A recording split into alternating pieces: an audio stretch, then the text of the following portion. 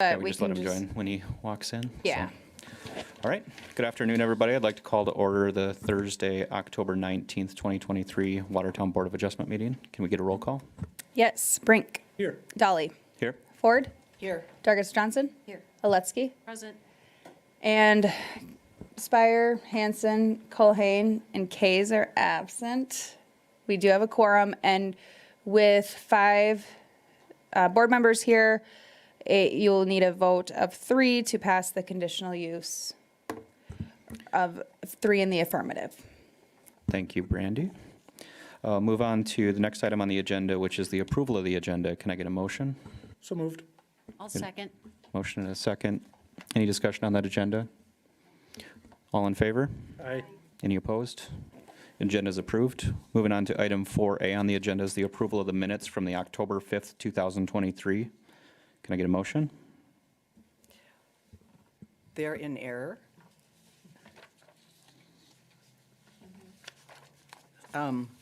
It says, we only had 5 people here, remember? Jason was on the phone. It was just me, Jason on the phone, Bonnie, Jeff, and Bill. And we have Culhane and Dargis Johnson as being present, and that they also voted in favor of the motion. Do we want to hold the approval of those and make the correction and bring them back on the next agenda? Yes. Thank you. All right. We'll move on then to item 5A on the agenda, which is the board consideration of a conditional use for home daycare. And I'll turn it over to Brandy. All right, thank you, Blake. So this is as stated, this is a conditional use request for a daycare at 405 4th Street Northwest. I have that shown here on the map. This is zoned R1 Single Family Residential. Something that you'll notice though, something that's different is when we have looked at daycare applications before, and nothing has changed in ordinance. And so we used to look at them as home occupations. However, daycares are a separate conditional use so home occupations and daycares are actually separate, and then they fall under their own category. So the requirements then, and I'll pull this up to show you guys, and for whatever reason why it was regulated or interpreted to be a home occupation for many years, the daycare conditional use was added in 2012, and why that was overlooked or the difference of interpretation, I'm unaware. But in looking at it today, that's how staff is bringing the daycares forward from now on because of where it stands in the ordinance. So you can see here, daycare homes caring for children, provided that such facilities shall provide not less than 35 square feet of interior floor area and 50 square feet of outdoor recreation space for each child. In addition, such facilities shall supply adequate off-street parking or other suitable plan for the loading and unloading of children as to not obstruct public streets or create other traffic or safety hazards. And then you'll see home occupations are down here as a separate conditional use. And then that's where you get into chapter 2170. So in looking at this application, they are compliant with all of the requirements of a daycare home. And with that, I'll stand by for any questions. Thank you, Brandy. And just for the record, we'll note that Mr. Kays has joined us. Oh. You're Brandy, fine? how are you aware that the 35 square feet and the 50 square feet are available? So she provided the information of the interior floor, and then the main floor will be used for the daycare, and that exceeds and right now you can have 12 children per provider. And so then with that, and I have those broken down here. So the interior space is 1,570 square feet, which exceeds the minimum requirement for the maximum of 12 children, which would require 420 square feet. And then the exterior space is approximately 11,000 square feet, and that exceeds that requirement as well because only 600 square feet is required.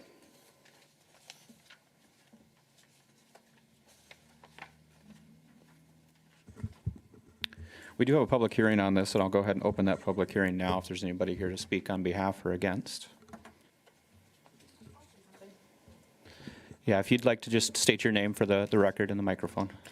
My name is Megan Wentz, and I am the one currently for the application. I do, as the comment on the square footage, that is just the entire first floor of the home, which is what I am designating to the daycare. Adequate room for the children, free roam, except for, and then the other areas upstairs and downstairs would be blocked off. Outside space would pretty much be denoted to the back half of the home, or like behind in the alley, like there, we are backed up on an alley. So the back area is kind of what we're thinking, and the side yard for the children to play. But currently, yeah. But I'm very excited to hopefully continue with this and comply with all the state and city regulations, because I do feel there is a lack of childcare in the country in general, so. I'm not looking to be I'm not going to be at that 12-child ratio. I'm not comfortable with that number personally, just because that's a lot of kids to take care of. I'm going to stay extremely small because I live 2.5 blocks from Millette, which is where my children will go to school. So I do intend to do school run when I can and have that okayed with the parents that I do care for, and as long as they're fine with it. But yeah, so I do intend to stay very small. 2 children at max right now for the first year or so, and then after that, maybe a maximum of 4. I'm not doing it to make a crazy amount of money. I'm just doing it to try and help out parents, help out my family with a little bit of bills, and just try and help raise the kids, not just have them survive while they're in my care. I want to actually help them, teach them, things like that. So that's all I have to say. Thank you. Questions from the board for the applicant? Yes. Do you plan on having any fenced-in area or something? We are looking into a fence, yes. We are, yep, we are. We just haven't found exactly what we're looking for, because since we are in an older home. It was built in 1920. It's a very beautiful home. Like, it's got really nice original details and stuff, which we love, and it's part of the reason we bought the house. And we don't just want to throw up a chain link fence and kill my curb appeal. So, but we are looking into a fence, yes. Because safety is important. And I'm not going to just let the children run free outside. I will always be outside with them. I'm a helicopter mom, but I'm not a helicopter mom. So I'll always have eyes and ears on the children.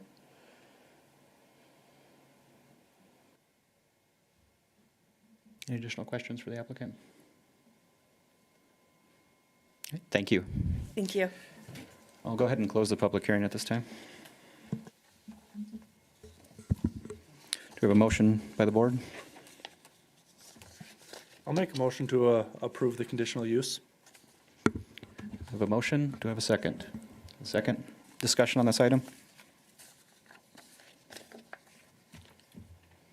I'm just curious, Brandy, with your explanation at the very beginning, have we approved, do you think, daycares in the past that didn't meet these requirements, or? I don't think so. Okay. And actually, the reason why this was, like, how we came to this conclusion or revelation more so, was working with the Cottington County Cares group, and they are looking at increasing childcare because it is a need in the community. So looking through our ordinance to see where we could find improvements, and I was like, well, it's already a separate use, actually. It's not a home occupation.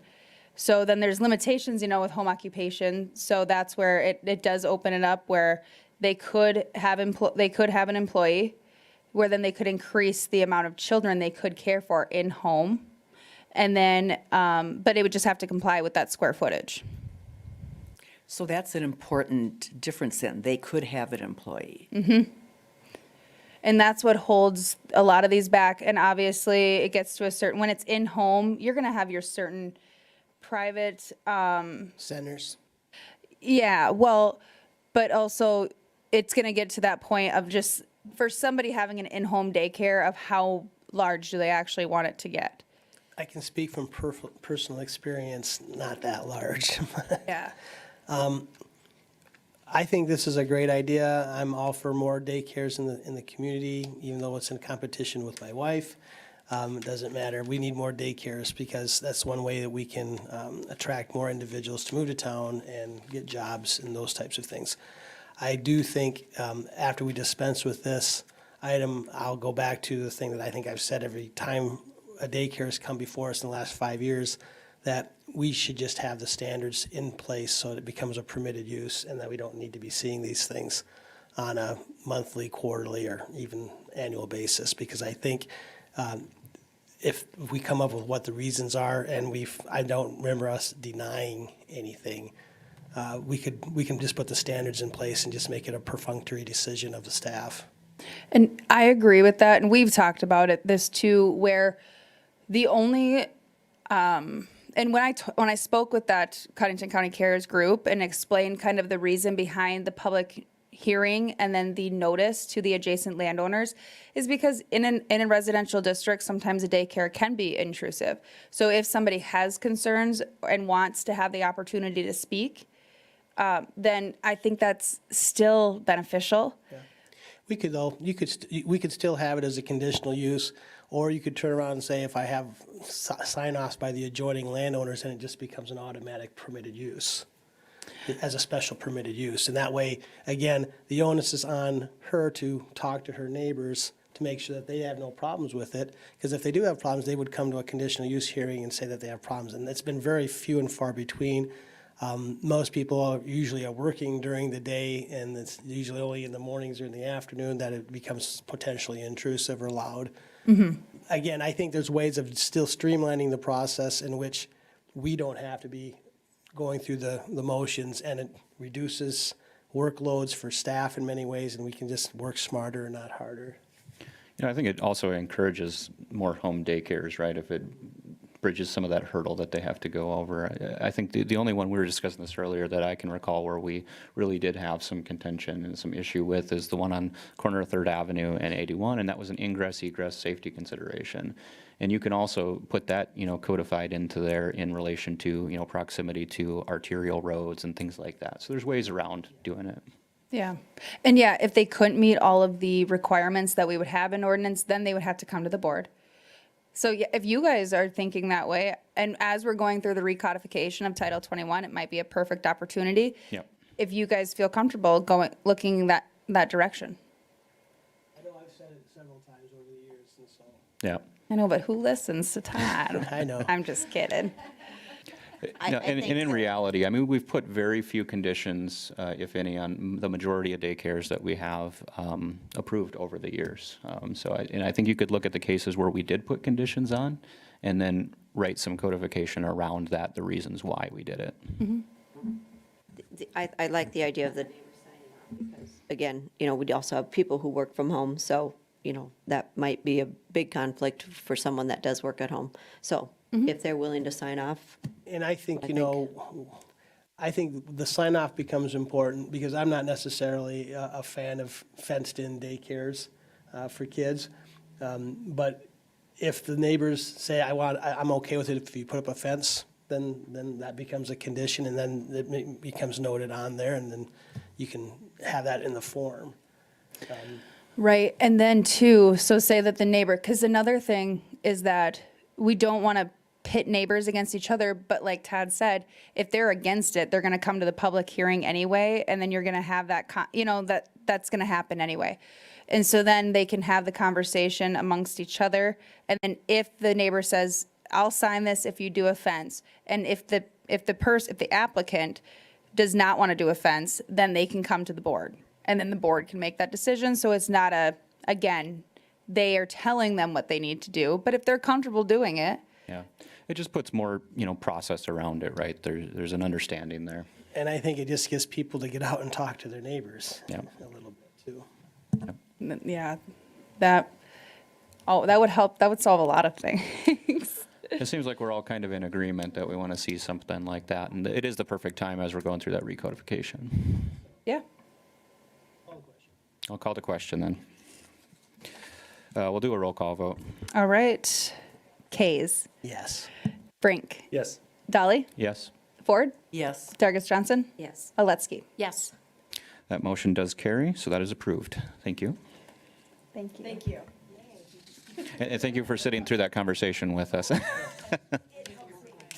really does, like, I like to listen. A couple of my neighbors did come up and chat with me about it, and they said, oh, it's a great idea, I love this, so. That's after they excellent. had received- Yeah, they had come up and chatted, because I've only met a couple, because we just moved to Watertown in August. Welcome. Thank you. Yeah. So. Good. Yeah, it was nice. Thank you. Thank you. So much. We'll move on to the next item on the agenda is the open public comments. We didn't have anybody sign up that wasn't already here speaking, so we'll move on to new business. Any new business? None that I have, other than I guess I'll just say next week is the South Dakota Planners Association Annual Conference in Mitchell, South Dakota. We have Diana, Rhonda, and Jason are attending, and then Todd, of course, on his own accord. He's actually speaking as well. And I would highly encourage that you guys attend his session, just as it's always good, just a refresher. That's the ex parte communication. How to run a meeting, ex parte communications, how to blow up a meeting. So, and then if there's any need for coordinating rides, just get a hold of us. But otherwise, we should be locked and loaded for that. I'm looking forward to it. And are you streaming any of those sessions online? We aren't. Okay. It's a really good idea, though. It is, yeah. I will bring that up at our business meeting and see if we want to get into that. The only thing is just with membership. So it's just there's some, to attend, and we have to, there's a few things that we need to discuss. But I think that we could, even if it was just a nominal fee, where if we record them and then somebody could pay, yeah. Yeah. Yeah, so no, I'll bring that up. That's a good Yeah. point. Megan, you don't have to stay anymore. Okay.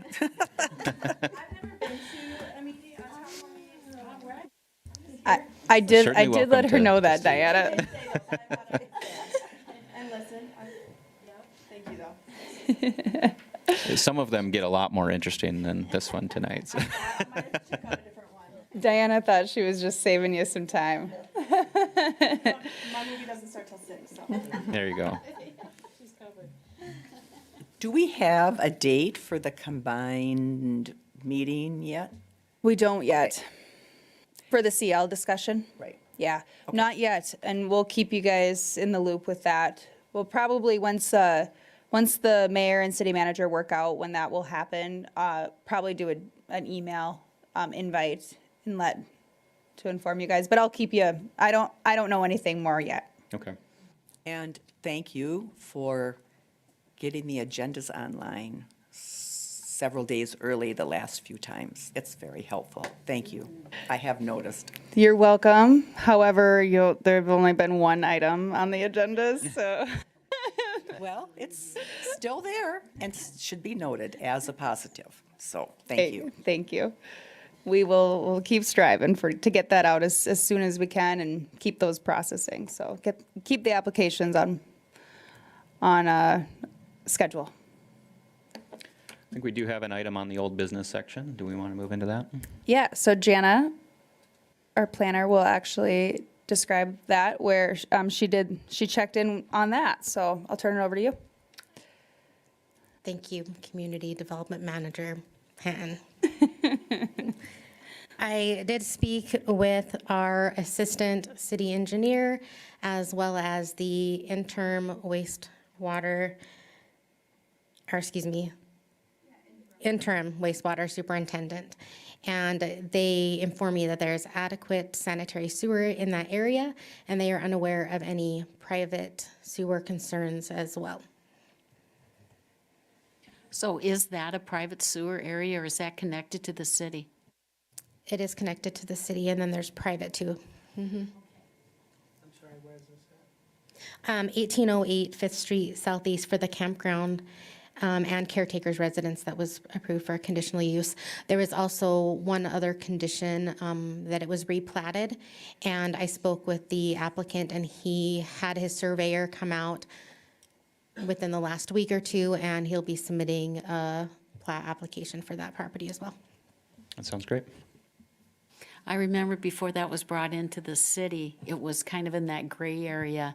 And there was a couple of places that had like manufactured homes and campers in their background, in the backyard and stuff before this. I've been around a long time. Bonnie, no, you haven't.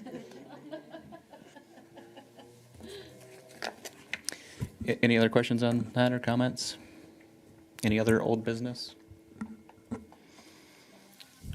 All right, then I'll take a motion to adjourn.